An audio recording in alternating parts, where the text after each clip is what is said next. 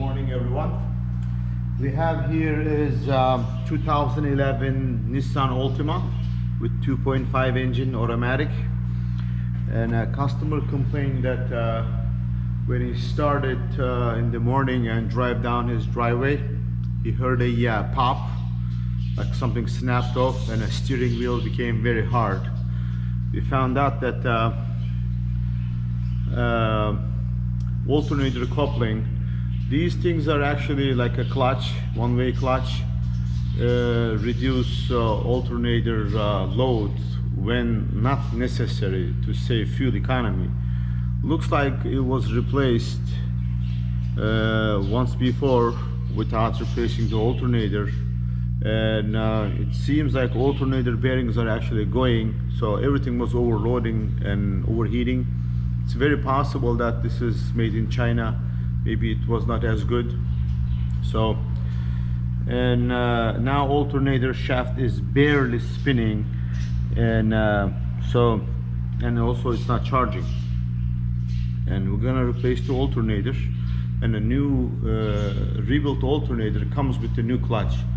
So this is about $100, and there is some time to replace it. In some cases, car has 150,000 miles. It's not really worth to take the old alternator out and spending all that time on putting a new clutch and finding out that the alternator was bad anyway. So we're gonna replace the whole alternator and put a new belt in, because the belt was riding on this shaft, so it's kind of damaged in the inside.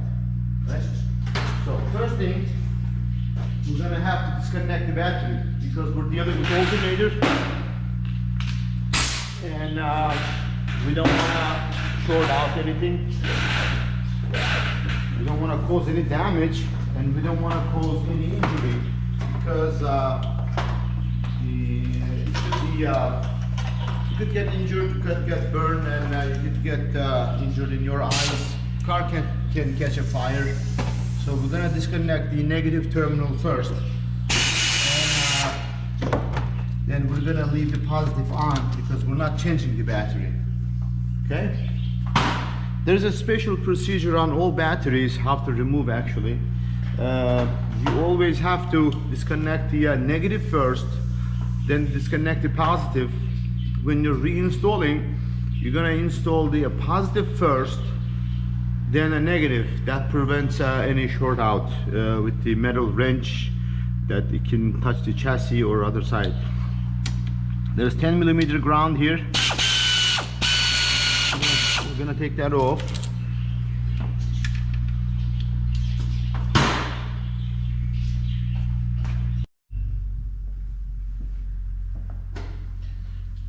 Okay, ground is disconnected. I'm gonna remove this bracket, because it's holding the these wires on, so I need them to be out of the way. And I'm gonna disconnect the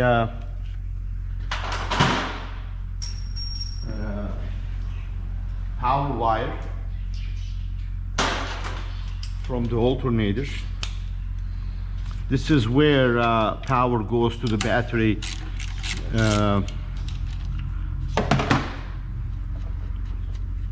when it's charging. All right, so everything is dried up and brittle,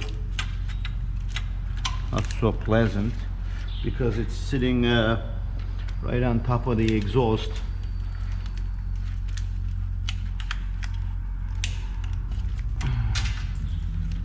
They're so brittle, even tabs are breaking off.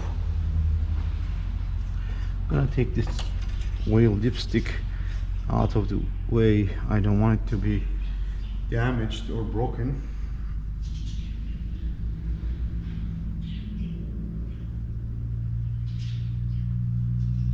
By looking at the oil dipstick, you can tell that it's not, this engine wasn't maintained very well. All these varnish, tarnish on it, that's a telltale sign, in my opinion.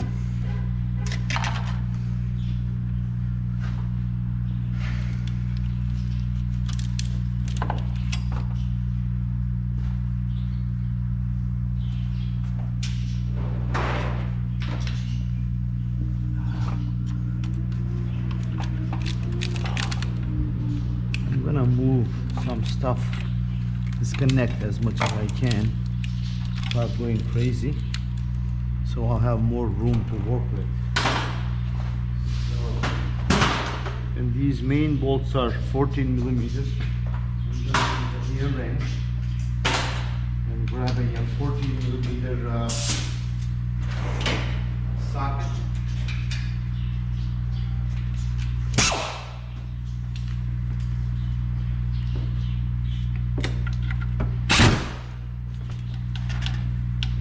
Oh, somebody's obviously been here before.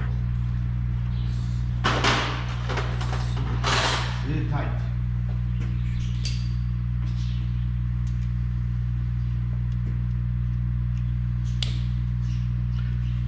I'm gonna break it loose. Wow. Man.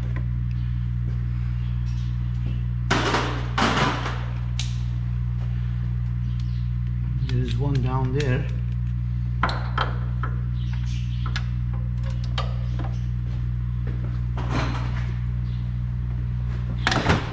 Wow, mister, what are you afraid of? When we're cranking it down so much.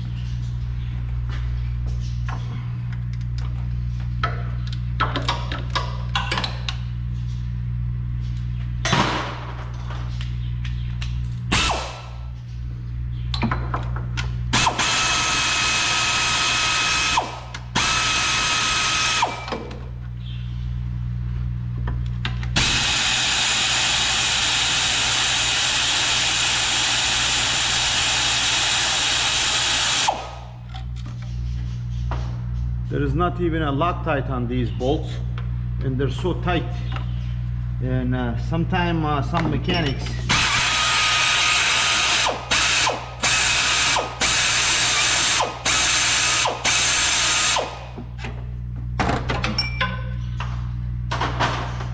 this doesn't have any Loctite on it either. And some mechanics, what I was saying, they're afraid that the nuts and bolts that they work with may come loose on their own once job is done. Well, there is always torque specs. You're gonna have to just tighten it enough, not more than necessary.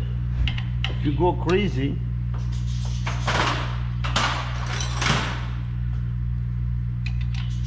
you can actually damage by tightening too much or leaving it loose. So these appears to be 13 millimeter. It's uncharacteristic for a Japanese car. They're generally 12 or 14. So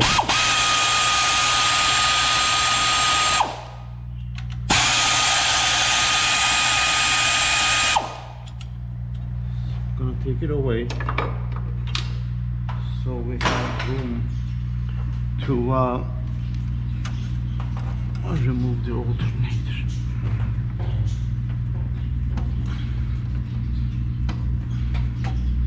Because bottom side has a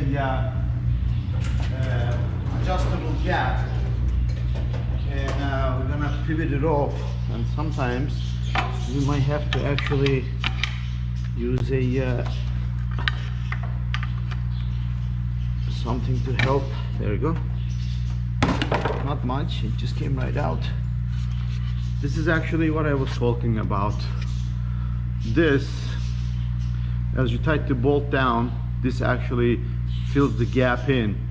I guess they use this to be able to use the same part in more than one application. And so when you're putting it back in, make sure this is pushed all the way in so it'll go on to the bracket right here.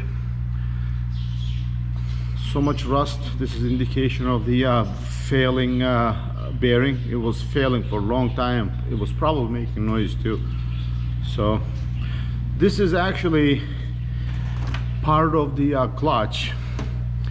That inner circle that you see, that is the actual shaft of the alternator. There's a special tool to remove these things, but we're gonna replace the whole thing as an assembly to make the job better, so we don't have it come back and the customer won't get stuck on the road.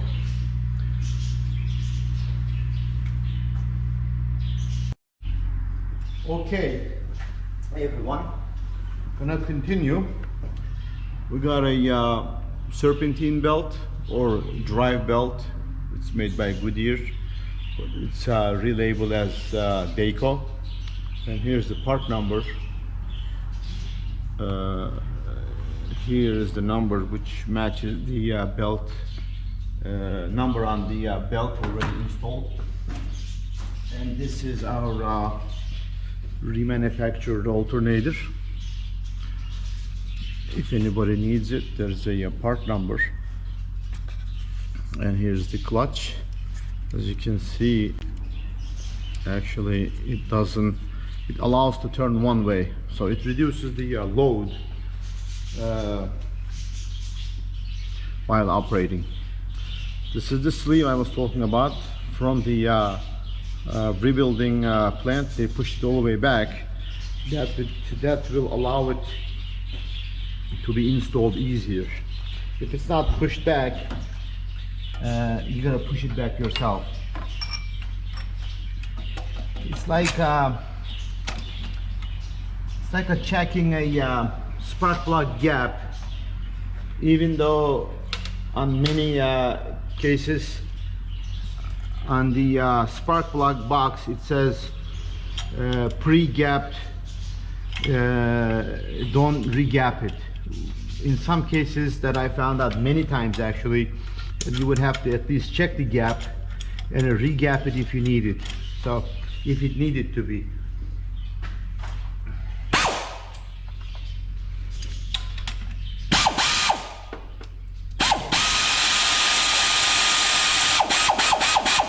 Snug.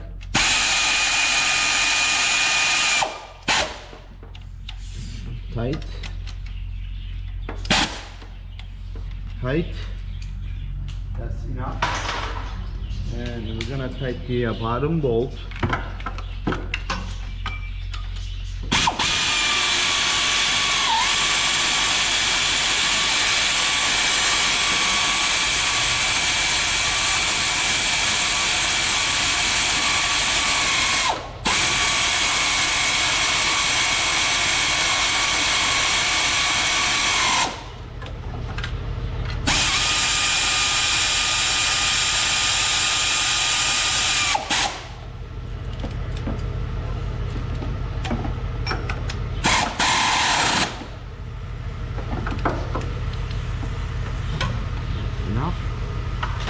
And I'm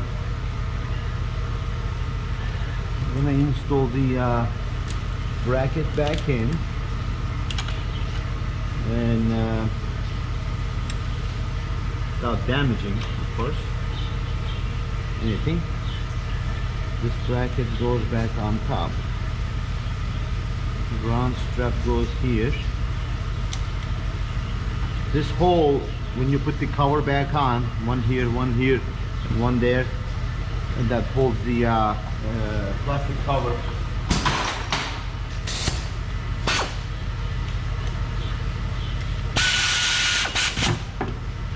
This job is pretty easy.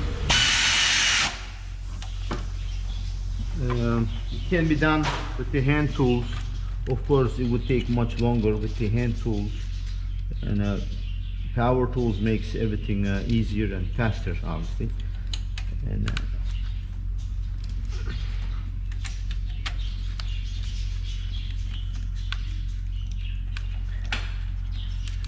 I'm gonna pull this boot back.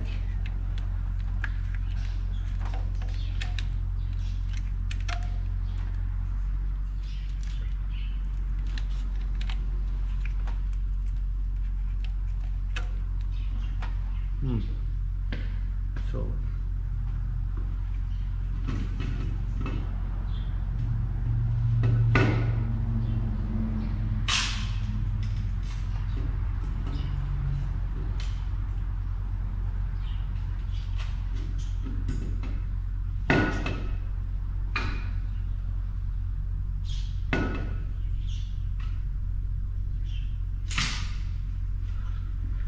what they did, these spacers not lining up with the tabs on the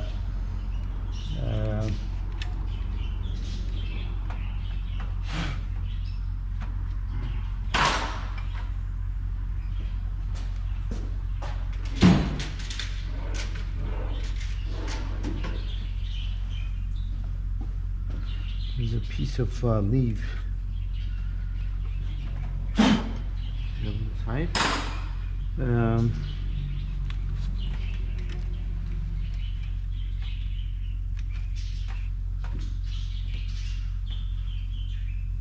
think how it is. This is one piece and I cannot rotate it.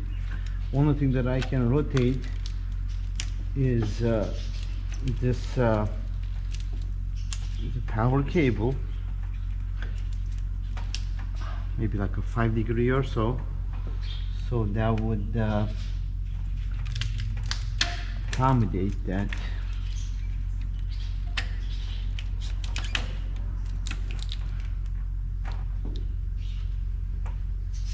I'm gonna use the old nut because it has a better configuration, in my opinion.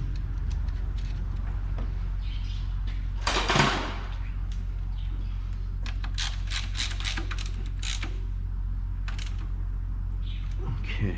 Put the boot back on. Protect the terminal. And even though tab broke off, it seems very tight.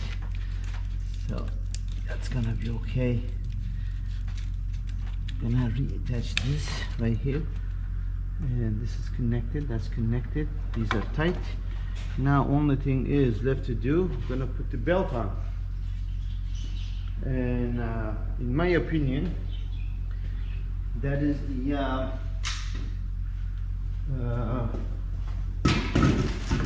most difficult out of all alternator job. So that's the rebuilt alternator. Of course, it's gonna go back to hot start. Installation instructions, and I'm not sure if anybody reads that, you know? But I don't read those crap. So.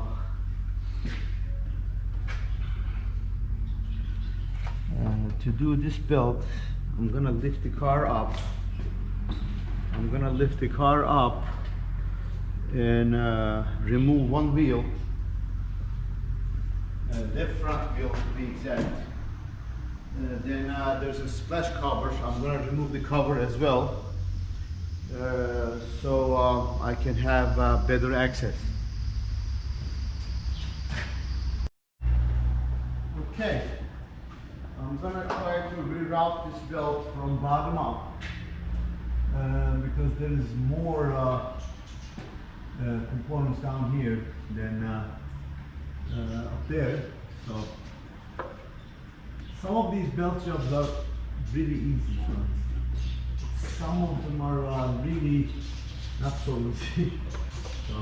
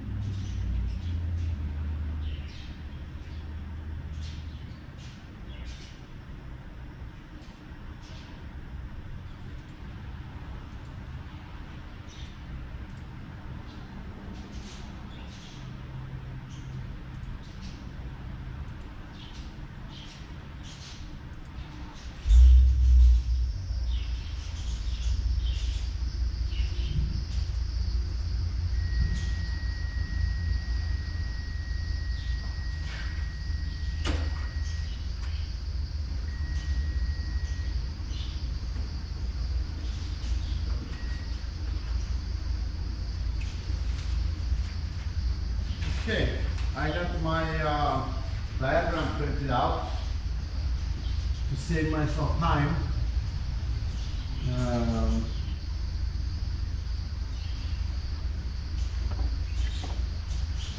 The crankshaft, then the tensioner. It goes to the crankshaft, tensioner, then the water pump.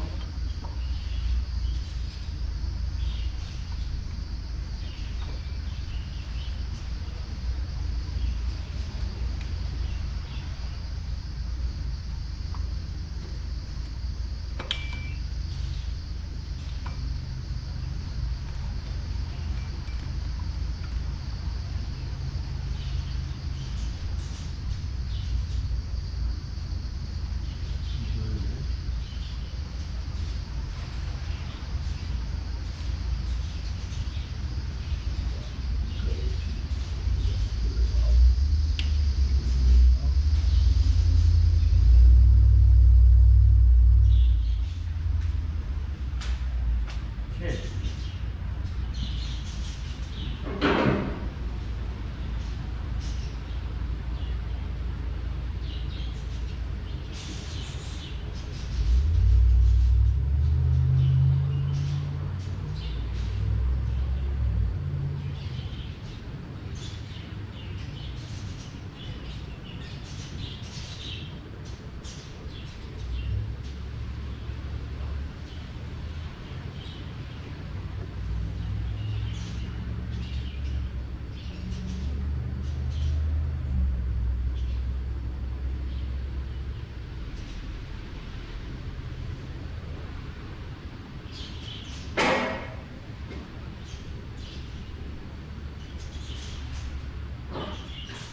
Okay, now I ground it up as best as I can. Now all I have to do, pull this loose end up carefully so everything stays where they're supposed to be, and everything looks in line. Now I need my tool.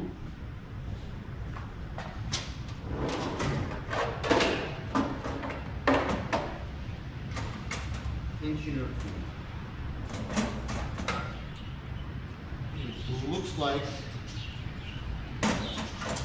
It looks like it has a 14mm head.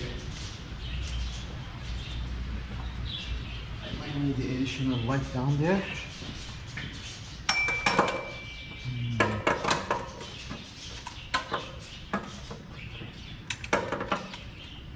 Here. Okay.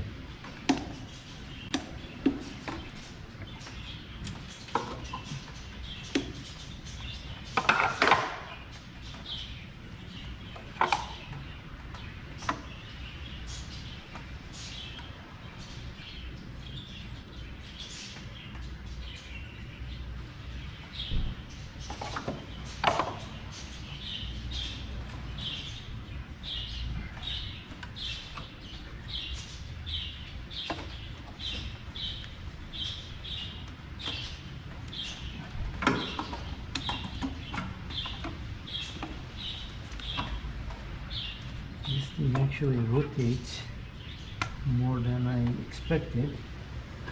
So what that means, you may have to do it from the bottom, because as much as I can rotate, it's just not enough to get the belt on.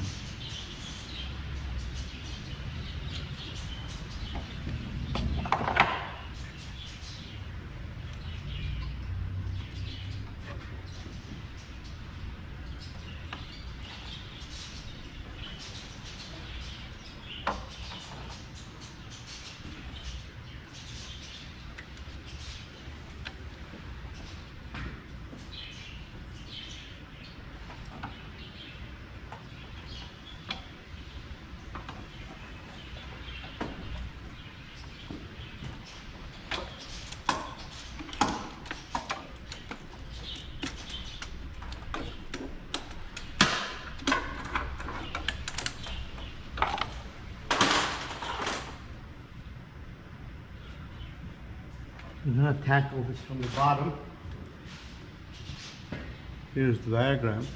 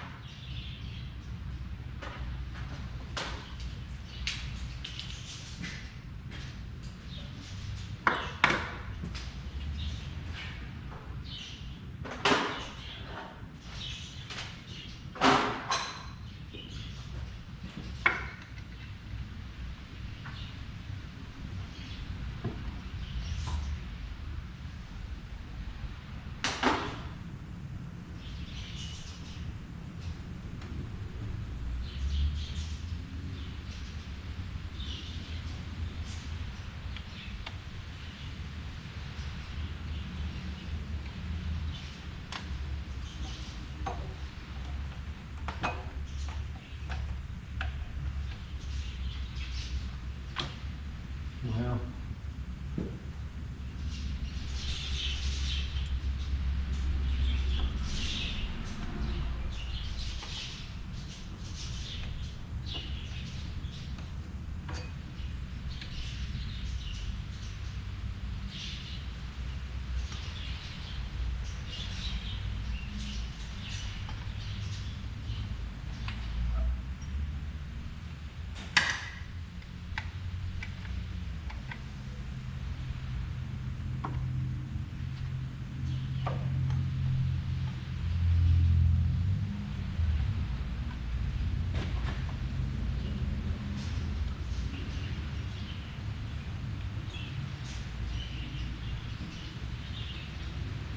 you do actually need 4 hands to get this thing on.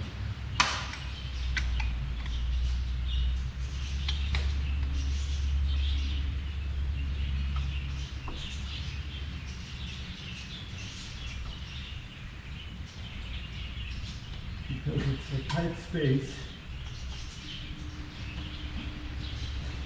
and the tensioner rotates a lot.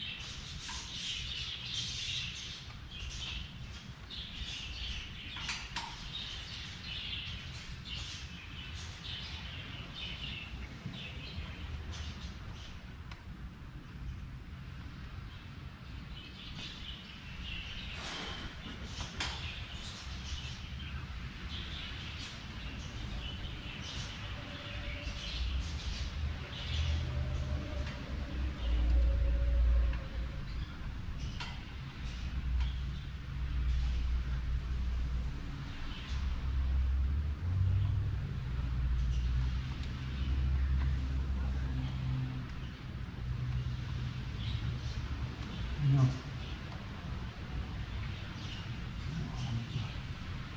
This is another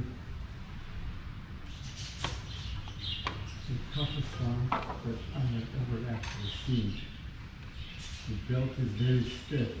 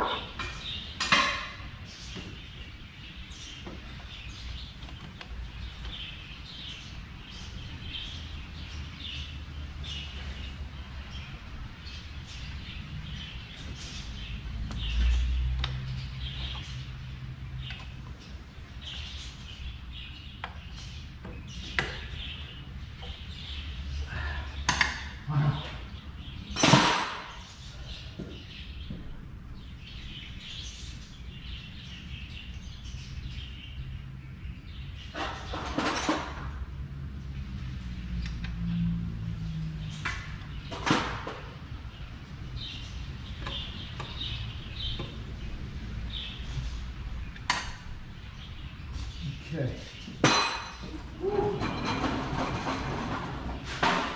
Now,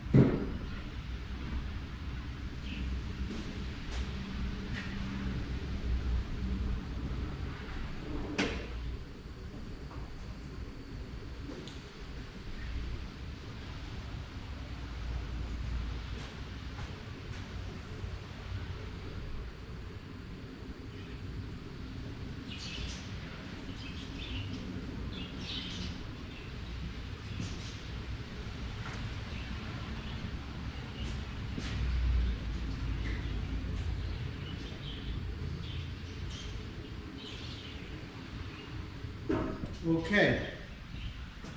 As I suspected, okay, this was a bit challenging, but I got the belt on, and belt is nicely installed. Everything is in place, and it's done from here actually. It's kind of difficult.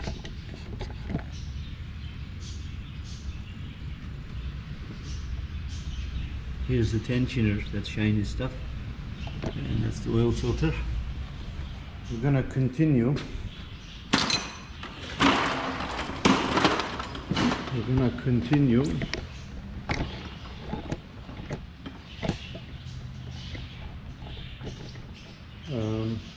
He wants an oil change too, so I am gonna put this battery terminal back on.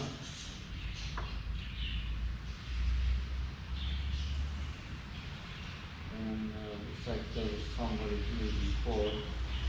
We installed a bunch of ground wires.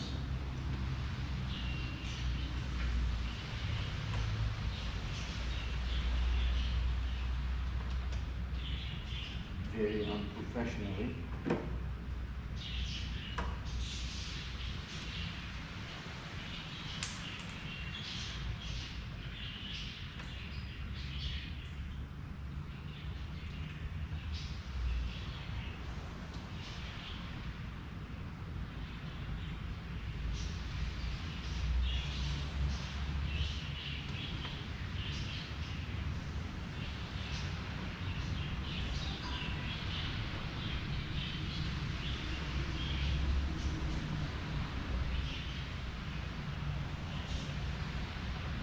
It's flimsy. It looks like one of those free stereo installation places. If you buy the stereo from them for $100, and they install the radio or stereo that you bought from them. And at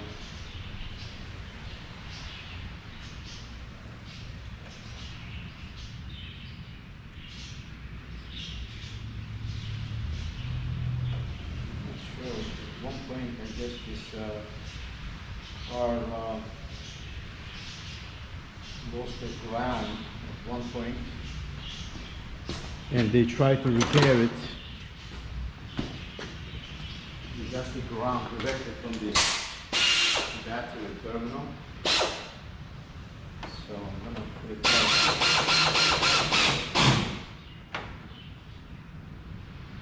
as best as I can, because I'm not repairing.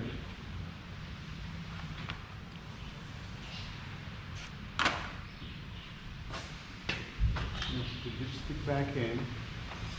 I'm gonna start it up briefly, make sure job's done right.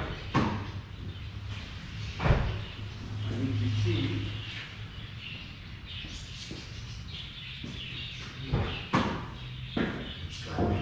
Push start.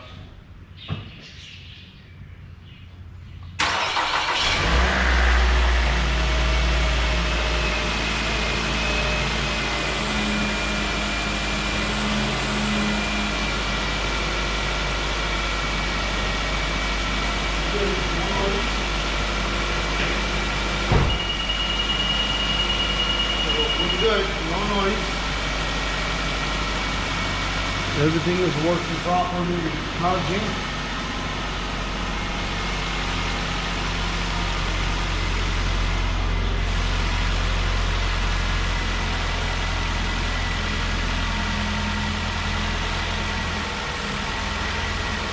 Okay, folks.